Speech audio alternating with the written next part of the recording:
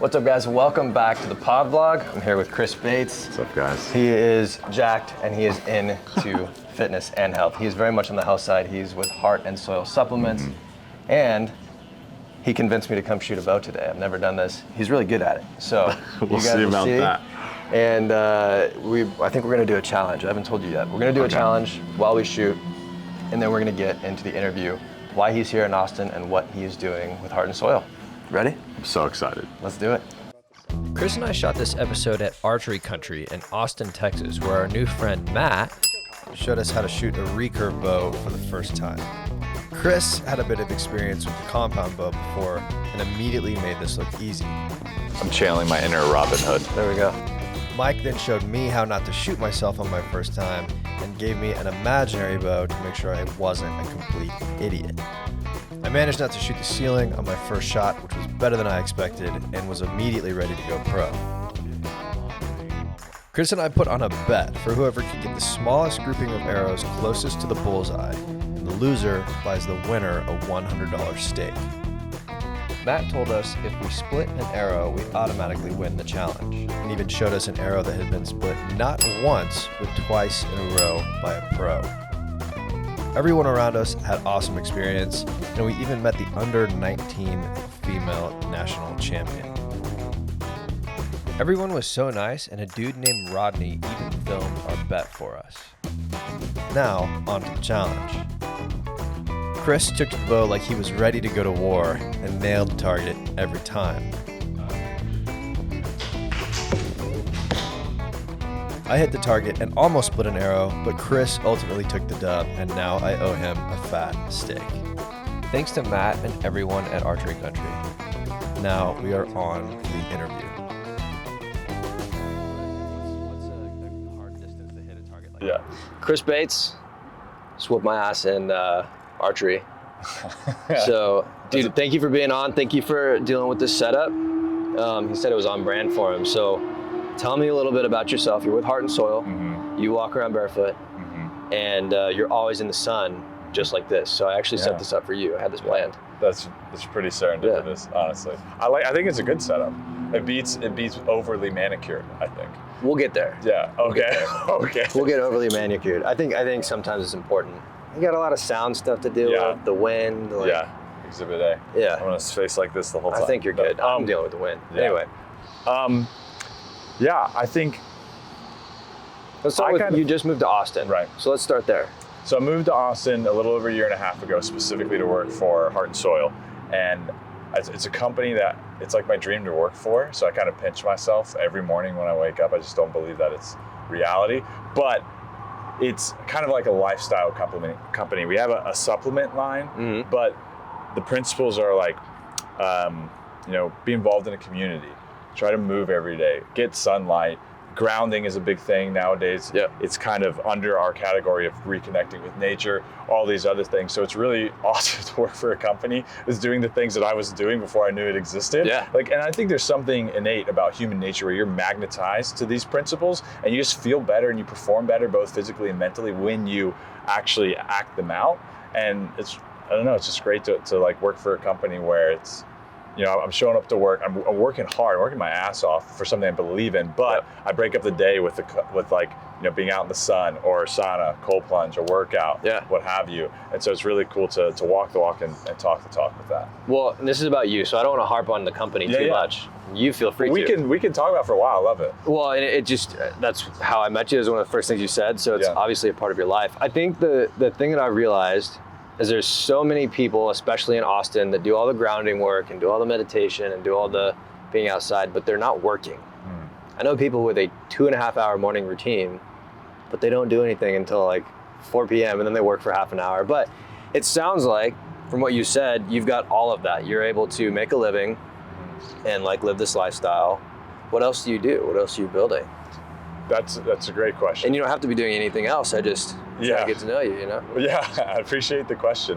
When I moved here, it was startup phase. And it's still technically a startup, but we're far enough along that we have liberties like paid time off and normal working hours. Yeah. But in the beginning, it was like 10 to 12 hours a day, every day, 7 days a week. But when you believe in something and when you're spreading, hopefully, truth in terms of health, it's like you can get really you can become a zealot, right? You get in this fervor, and you just want to tell everybody because it meant something to you, and you want to help people discover their version of that and like be their Sherpa for health, right?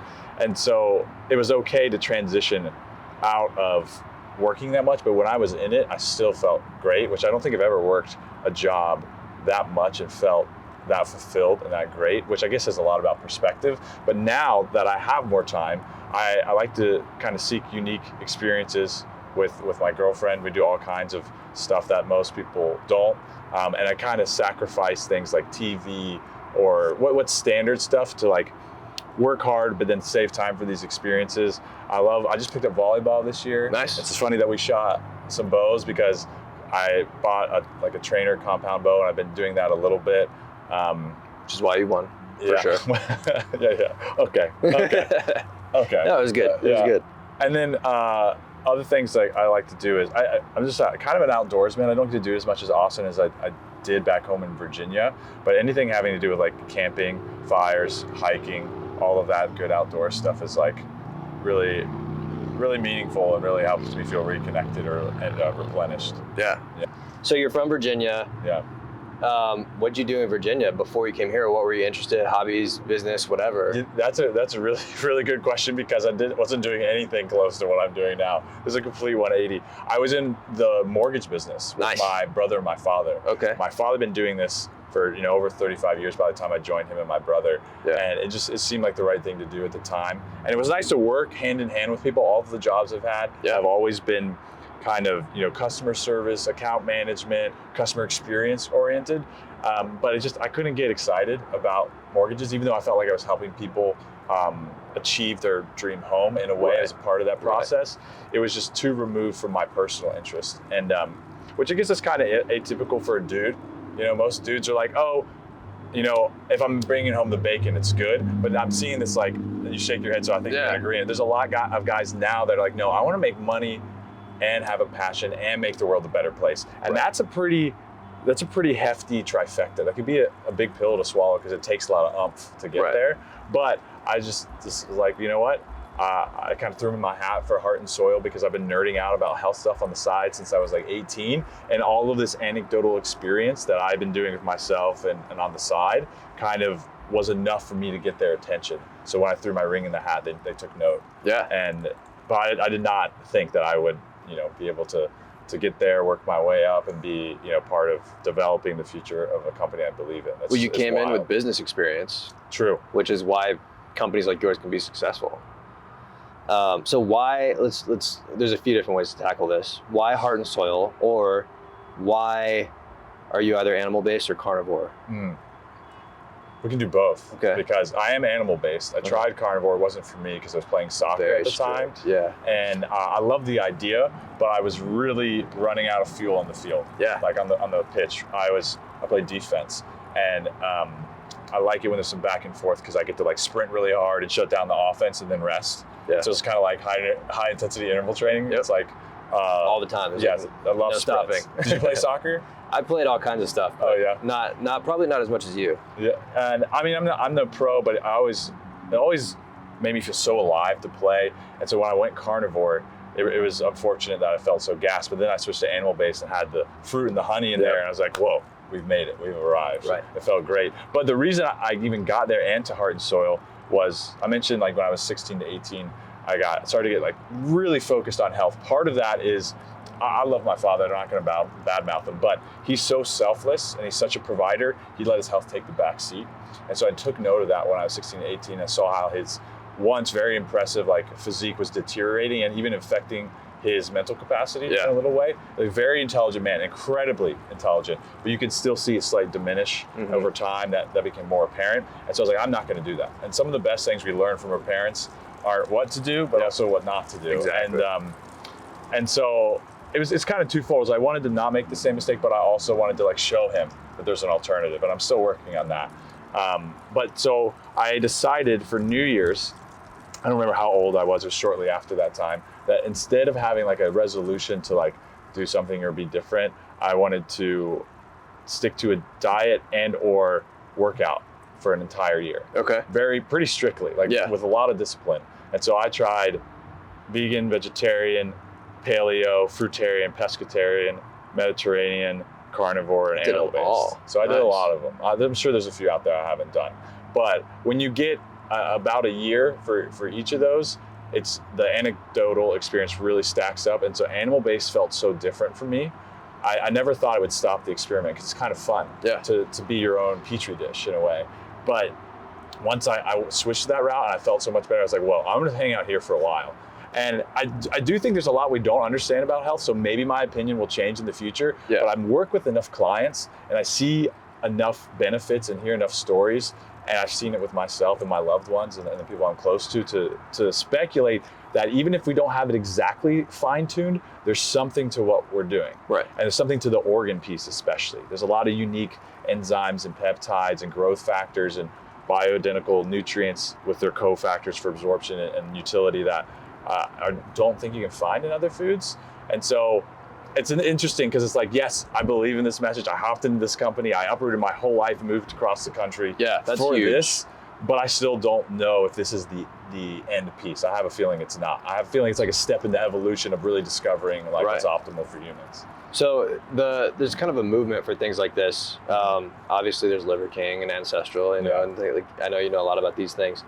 There's also, probably within the last decade, a lot of diet-based approaches from high-level doctors for autoimmune diseases and things like that. So like Dr. Walls has the Walls protocol, totally different than the animal-based, but they're like, let's take what we know. You said maybe your dad, my dad, whatever, there's that generational gap. Things that we know now that we had no idea even existed 20 years ago. Yeah. So it's all an experiment. Do you feel like you ever have to cycle your diet? How long have you been doing just this? Probably 2 years now. Do you ever cheat? I mean, I have exceptions. Okay. But not like, I don't have planned cheat days. Yeah. But I have exceptions. I like to think of it as, we live in a modern world, right? And so yes, it's nice to use the evolutionary lens as a way to analyze what we probably should be doing. Yeah. But also in a modern world, experiences I think have a lot of value, and it's the Pareto distribution principle, like 80-20. I do a lot more than 80. I'm probably more like 95 or 98. Yeah. But that 2 to 5% of the time, where it's like Thanksgiving is coming up, right? If grandma bakes me a sweet ass homemade apple pie, I'm not going to say no, because she might not be around next year, and and that's a mouthful of experience, And it's like, so I think it's, I think it's cliche to say, it's all about being human, but there's something to that, right? Yeah. And part of the reason you work hard is so you can enjoy the spoils, and I think the spoils are calculated exceptions. I appreciate that. So some of your hobbies, you and I were just talking about EDM. Yeah. And you said that you will sacrifice some of the stupid things like TV and whatever. Yeah. What else do you enjoy doing? I mean, well, I love to dance. It doesn't have to be EDM, but that's always fun. I don't really know how to shuffle, but I picked up enough that it's fun in a crowd to see who else is dancing and go back and forth. And then you get, the circle happens. It's just like high school, but better. Yeah. And it's fun to just go out with friends and like find new music. I don't know about you. I'm not good at finding music. I'm better at friends like, I think you'd like this. And if certain friends have this musical stamp of approval, I'm like, all right, I'm in. I don't care. Just tell me when to get tickets and I'm there, right? But then other friends are like, okay, I should probably listen to these things, you don't know. But it's just, I feel like there's so much more music in Austin than where I moved from. Especially now. Yeah. And how long have you been in Austin? Dude, like 10 years. It's been like a decade now. And so how long do you think like the music scene has been this way? Well, it's always been this way, but I think because we've grown so much, you were talking about the concourse and stuff like that. Like there's just new venues, there's new people here. It's now kind of a hub for A-listers. And it's interesting for BC or Z listers. There's a lot of people that are obscure who've come through since I've been here. I never thought I would see live. Yeah. So that's kind of cool. Or never heard of. Yeah, that too. And that's really nice. So outside of music, a lot of outdoor stuff. I think I'm stuck in this kind of like philosophical, I don't know what you'd say, not quandary, but I love talking to people. I think people are the key to unlocking a lot of the unknowns, or rather revealing the additional unknowns that are like beautifully perplexing that they exist.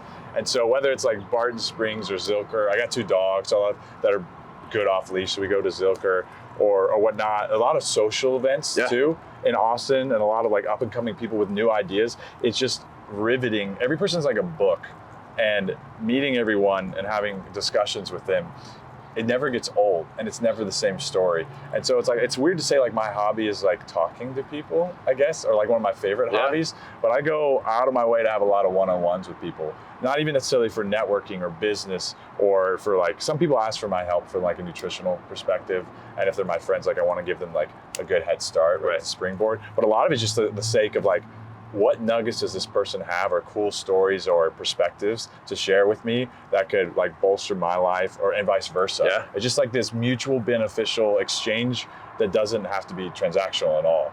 And I'm really addicted to that. I don't know if that's like, if I'm going to burn out from why I do this or not. Yeah, I don't think so. Yeah. Yeah. Well, you're always interviewing everybody else. I'm sure you've probably said it, but I don't know if I've heard it. So like, I'd like to hear about your why for this. I'm really interested.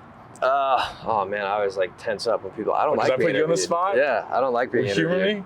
Humor me? Yeah, man. So this started as a Post-it note for me. I was doing all kinds of different things, and I was burning out, and I stuck a sticky note on the wall that said "Never rest." Like it was actually "Never quit," right? But somebody's like, "Put that on a T-shirt."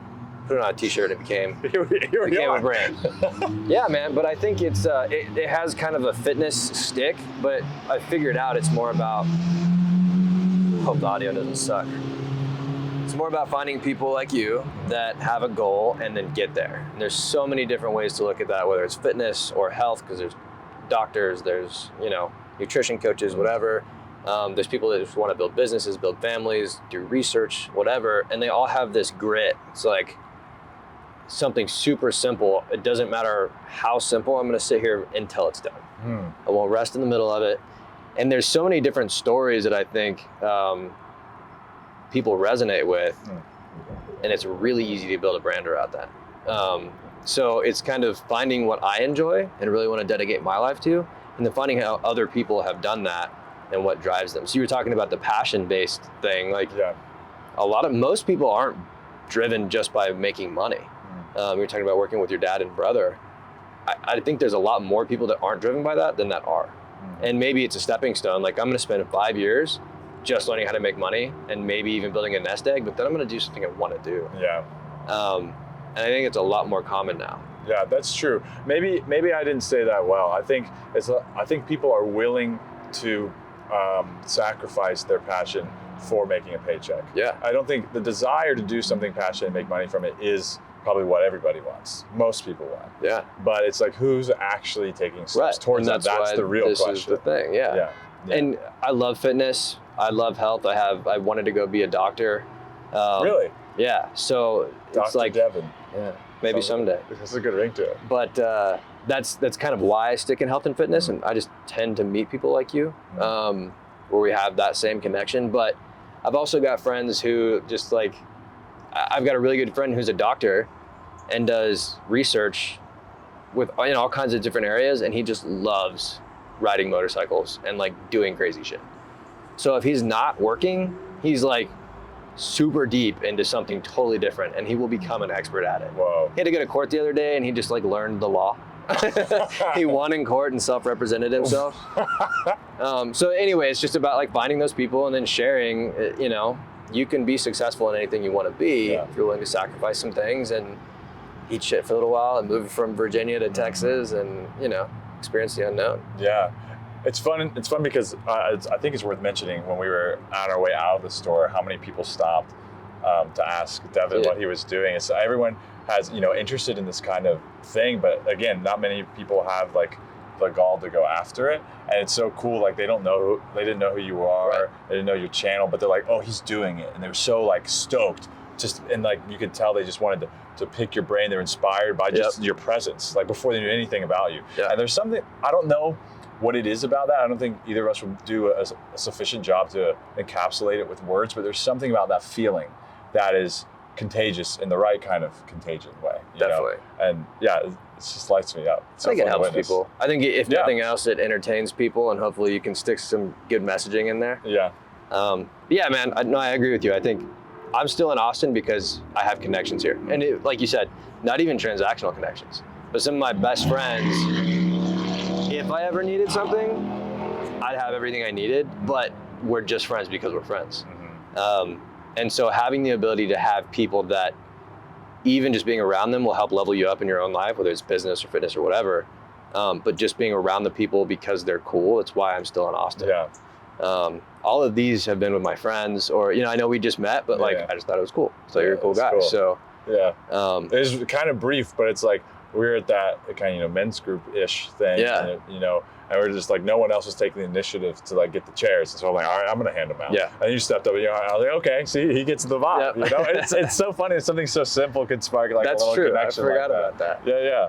So, yeah, man. No, I agree. I love Austin. I don't know if I'll probably stay here relatively forever. I love this place. We might move around a little bit. Relatively forever is a really good phrase. I'm not looking for something else right now, but Austin's great. Yeah, I like it here because I really, like I was telling you earlier, I really love what I do at Heart and Soil. And I do think, though there's like a personal passion that has to do with men's health specifically, but mental health in general, because it is so closely intertwined with physical health or physiology. And so going back to what we're talking about there's so much we don't really know about health, and there's unturned stones. Anyone that says we know everything about the human body, about nutrients, about food, about health to a T, period, I automatically distrust off the bat. Yeah. Because we're still uncovering pieces of the puzzle and still trying to put it together. And so one of those pieces, or maybe a section rather, of the puzzle is the two-way street between mental health and physical health. And a lot of people are talking about how the gut is related to the mind, and I think it's very interesting, but we really don't know that much about it, in my opinion, from looking at the research.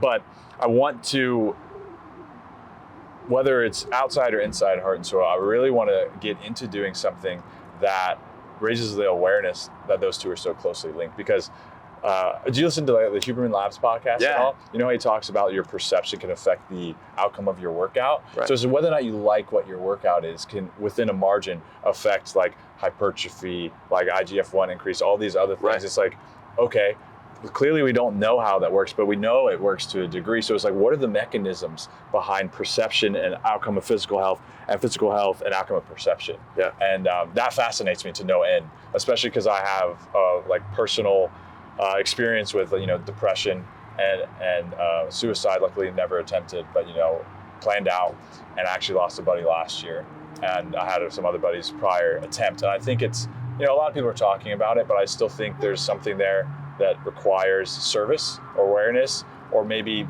normalization of like us men and women talking about these kinds of things. So that's a long tangent just to say, it's like, I think intake and lifestyle is a big part of that, but there are other parts, and I want to find a way to like bring them together. Whether that's on the side or through Heart and Soil or something else in the future, I don't know. But it's like, when you're like, you really want something, you sink your teeth in like a pit bull, and you're gonna shake it until you get something out of it. It's not like it's kind of a gruesome metaphor. It's because it's but it's like, that's how I feel right now in this moment. I felt for a few months now, but I don't know where I'm going with it. I love it, man. If I can help in any way, let me know. I appreciate that. I will. I think you do a really good job at. You said the ick factor earlier. Yeah. Like, I think that there's a lot of stuff that people are preaching about, and like Liver King, he's awesome, he's great, but there's a lot of stuff he does. I'm like, no, I don't want to watch this. I don't want to even like dive deeper into it because it's got that ick factor. Yeah. Or I think we were talking about mental health. Like, a lot of people will only focus on the environmental factors. So I think that you do a good job of saying, okay, this is my mission. I've dealt with depression. I've dealt with like being successful but not enjoying it. And then I found this way. And I also know that even though this is a huge piece of the answer to fixing people's lives, we're also human. How can we put them together? Like, people aren't gonna wanna completely switch, but how can I help people get to the next level? Yeah. The mass amount of people jump on board with this thing that will make them happier, healthier, more successful overall. Yeah. So it's fun to hear something you said reframed and hit back at you, because it helps you understand your own thoughts better. So that was like really helpful. A, but B, I'm also divorced, but that was the most bizarrely beautiful experience I've ever had. I learned so much from him. So really good terms with my ex. Plan to be friends for forever. And I think that kind of thing is also related to the men's mental health. Is like how we act within our relationships that aren't just romantic, but also friendships and business relationships, and our relationship with ourselves. Yeah. And I think that a lot of guys who feel like they're struggling in that area, don't feel like they can, or they're allowed to, like don't have permission to struggle in that area. And a lot of me just wonders how that's related to everything else we're discussing. And so I think that experience really also added to like the fuel to the fire for me. It's this kind of thing. It's if you believe in empathy and altruism, which I believe the grand majority of people do, and you want other people's lives to be better, if you stumble upon something, you want to save people the stumbling and let them know that that's there. Definitely. And I think so the idea isn't to say that like you or I or anybody else that has an idea is an expert in terms of being able to rule out all uncertainty. Rather, we're like, hey, I've been through this, so let me expedite this growth for you, with you. Yeah. And I think that's what really gets me excited. It's not to be like, this is the way, but rather like, let's ask the questions that help you find your version of what I found, because they're not the same. So I have a few rapid fire questions that are related. Okay, yeah. But we're getting on time. All right. I appreciate you staying late. So I love it. In some of your darkest times, what were a few of the things that you did that got you out of those and just like kept going? I think a lot of us have kind of, if not thought and planned out, imagined at our lowest point, like, I think it'd be okay if I just wasn't there anymore. Yeah. You know, and maybe even if that's the furthest, it's like, that's a bad place to be. Yeah. So what are some of those things, whether it was through your divorce or something else, that you did to get out of that and back onto this track that you're on? I think, big one is play. I like to say maturity isn't being serious, but it's a switch. It's knowing when to flip on sincerity and to flip on play. Yeah. And whichever time you flip, you're flipping 120%. Okay. Right? And so knowing, how to maneuver that switch and when it's appropriate. And so when you switch it on to the sincere side, like you are helping other people, you're solving problems, you're doing good at your job, you're growing, you're learning, it's self-development. And when you switch it to play, you're just being a silly goose. You're just out there like being a big kid, being magnetic with your energy, drawing other people, like we had with conversations with strangers in there, not having any fear of the world, not being cynical of new people and stuff. It's just being open and wild and being able to go again back and forth and take that ferry over the ravine between like the two fields of that. So because I think in all of my lowest points, it was way more sincere, taking everything in life too seriously, including myself. That's a good point. And then, but once you start to play a little bit, like you find that balance, and it's very, not only eye-opening, but just a huge weight off your shoulders in terms of like that's stressful. Yeah, mental burden. Yeah. And then I think the other thing, I don't like to normally like name drop and stuff like that, but I really loved Jordan Peterson's work. That stuck out to me a lot. And I think the diet and lifestyle was a really big thing too. I think there's some nuance with the micronutrients and inflammation that has to do with, mental health in terms of like neurology. For sure. And a lot of people that maybe don't know why they're depressed or, anxious, or even some, I don't know, my skepticism about ADHD and Alzheimer's and all these other things too, but let's just take the first two. I think that there's some sort of micronutrient deficiency and or inflammation that's going on there. Yeah. So if you can rectify that, it becomes much more easy to get positive and playful. But that's just a theory. Well, I think and you're talking about Huberman, there's tons of examples where perception matters, the way that your body is handled matters. Mm-hmm.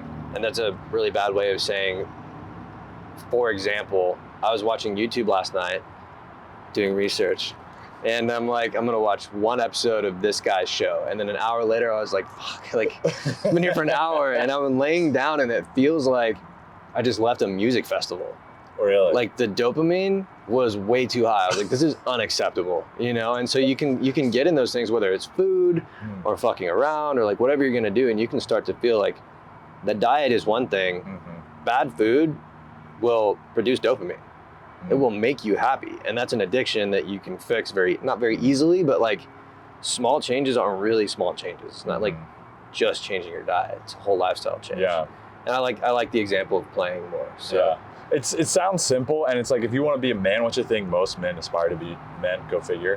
When you aspire to be a good man, it's like you think like, oh, I can't play too much because people don't take me seriously, or I'm not being who I need to be for everyone else. But it's almost the opposite. Like think about the people that that are like really good guys, but they really know how to like play hard and not take things too seriously. And like people follow them. They impact people's lives around them so much. And so I think I don't know if I have a good way to articulate it, but I think there's a really, really strong bond or tether connection between those two. Definitely. Okay, a couple more because I know you gotta go. All right, hit me. So hardest mornings, you kind of touched on this. What do you do or did you do on the mornings where you wanted to hit snooze? Nothing was gonna get you out of bed. How'd you get yourself out of bed? That's a good question.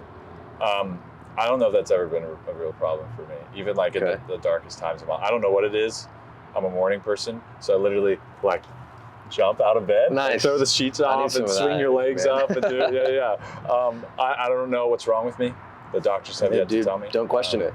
But the problem I don't think is, for me, it's like a delayed onset. Like waking up, it's like, oh, it's a new day, I'm excited to take on the day. But then sometimes later in the day, it hits me. And so if I'm allowed to augment the question a little bit, absolutely. It's like when it's later in the day, I'm like, what's really, especially in this dark times, like what's my purpose for today? It almost always leads back to other people. I keep finding that the more I focus on myself, obviously we all have self-development, self-care, self-analysis, but if I'm doing things in the end game for me, I lose motivation and fulfillment. But when I'm doing it for something greater than myself, or somebody to care about, or the family I hope to have one day, or that kind of thing, and then it's like the fire's back instantly. And it makes me wonder if sometimes in our society, our modern society, if we are leaning too far on the like self-help and the self-care. I think it's needed, and some people probably are really underdoing it, but I think some people are overdoing it. Definitely. And so I'm just wondering where the pendulum needs to stop swinging for me to find the balance between the two. I think there's things you have to do by yourself to build confidence. Mm-hmm. And then there's, at least for me, the more people that are depending on me, the harder I work, the better I work, like all that. That dependency, or just knowing that like I've got to come meet you, I've got to have my shit together today. Not only am I more driven, I'm happier. I'm just like, I have a purpose for the day, So I agree. This has been great. Do you have dogs? Or I do. So I have 2 dogs, and I think that was kind of like the inception of like caring for another being or a creature. It's like really kind of kickstarted that for me. So I don't know if you can relate or not, but I've had dogs my whole life, so I don't know. They're just kind of like friends. Four-legged friends. Yeah, they are. So we didn't touch on it a whole lot, but what do you do at Heart and Soil, and where can people find you for whatever you do? So I am the health success team lead at Heart and Soil, which is just a fancy way of saying I'm kind of like the head health coach. Which I didn't know y'all did. Yeah, well, yeah, and a lot of people don't know that, but obviously we have desiccated organs as a supplement line because we believe that organs are the most nutrient-dense food, and they have, like we talked about earlier, these unique components, like enzymes and peptides and growth factors and all kinds of other things. But outside of the supplement line, we actually put most of our resources into education. So if someone has an issue, they'll email in to us, and it could be autoimmune, maybe they're struggling with fat loss, could be some of these other things we talked about, like depression, anxiety. We have a lot of pro athletes. Like we have a contract with GSP. And George St. Pierre. And so we kind of work with everyone all over the spectrum, but we like to meet people where we're at and just give them resources. Like, so we don't do medical advice. So my job is, I have a few clients of my own, and then I distribute new clients as they come in as different health coaches, but it's just to continually update our library and our database of what we're sharing with people so they can achieve the best version of their health. And in the business model, it operates in an altruistic sense because we want everyone to be healthier. Like the world is just a better place and everyone's happier. Who doesn't want that for everybody? But it does also inadvertently bring people into our supplement line. But we don't really push product that hard because we believe it works, we know it works. And so people kind of find their way there if they need it for the what would you call the convenience factor? Because it's just freeze-dried organs. So if you want to get your own freeze-dried organs, or rather if you want to get fresh organs, you can totally do that. In fact, we suggest most people support their local farms, but there's the people on the go and can afford it. Why not? And so it's really cool to be a part of a model that doesn't feel greedy, and like you feel like you're really changing the world. Like we've had probably over 110,000 people who have bought our products. I don't know how many more that we've actually helped discover better health. It's like we don't have the numbers. I wish I could boast them, but it's like we have a really high success rate. And so it's really cool to be on the team that is the client-facing team, and like, oh, here's a new podcast or study or idea. How do we translate this into layman's terms and get it to people who it's going to help? Right. I think it's just really riveting. I think that's awesome. I didn't know that. Yeah. And I had one buddy who's he's very into business, and so he had some specific business questions. And I think you answered them indirectly. Oh, really? Because you're not about the supplement line, you're about the whole lifestyle. Yeah. I had no idea you guys even did that. So to me, especially knowing the people that are backing you and a little bit about your sourcing, like that makes you guys better in my eyes than places like Ancestral or, you know, another company. And Ancestral is a very high quality company. In fact, Liver King is a part owner of Heart and Soil. Okay, I mean, it's public knowledge, but not everybody knows it. Yeah. I've never met him. He was on before I was hired. He was like, he would come by when they first started a few times. But obviously, Paul Saladino, Carnivore MD, is his podcast and his philosophy is definitely what goes into most of the educational pieces that we're pushing. But Ancestral is a really good company. They just have a different niche, right? We're more of like the evidence-based, pushing regenerative, ethical agriculture. And there's so much nuance to that, and they don't really cover that as much.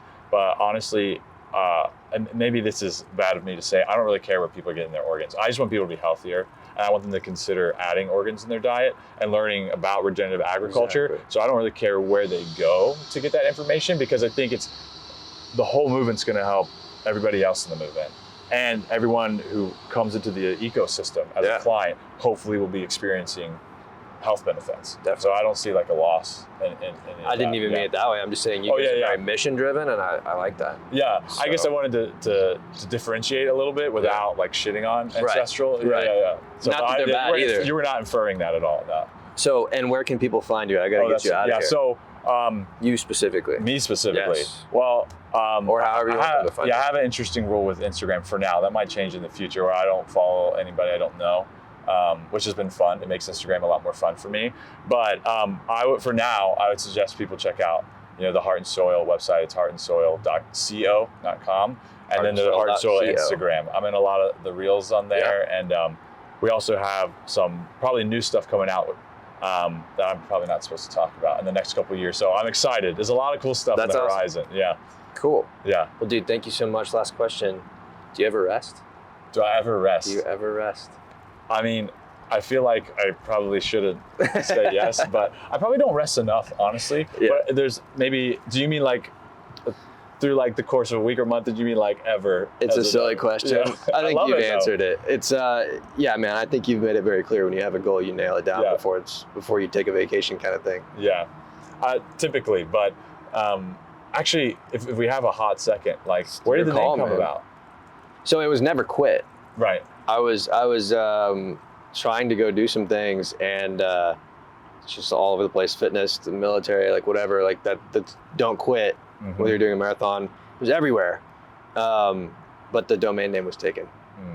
So it's kind of one of those things, like Kobe had a saying, you don't rest in the middle, you rest at the end.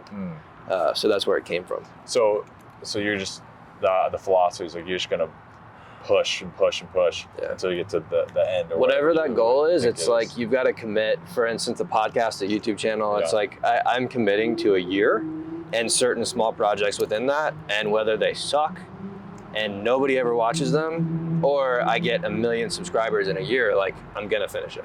Good for you. Then I'll take a break. That's super admirable, and I have a feeling you'll do just fine. I have to. Yeah, really. But it comes from learning from people like you. Yeah. So. Well, and vice versa. So I appreciate it. Absolutely. Yeah. Thank you, man. See you, brother. This was great. See you guys in the next one. Never rest.